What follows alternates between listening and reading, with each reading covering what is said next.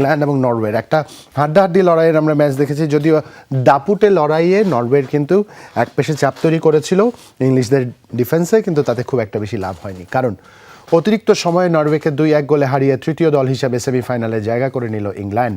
জোড়া গোল করে ইংলিশদের ত্রাতা জুড বেলিংহাম।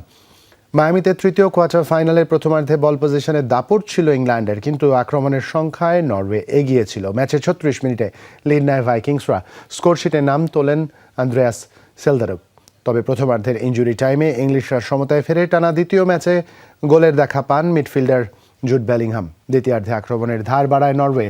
বল পজিশনে আক্রমণের সংখ্যা সবকিছুতে এগিয়ে ছিল দলটি, কিন্তু 90 মিনিটে আর কোনো গোল না হয় খেলা গড়ায় অতিরিক্ত 30 মিনিটে।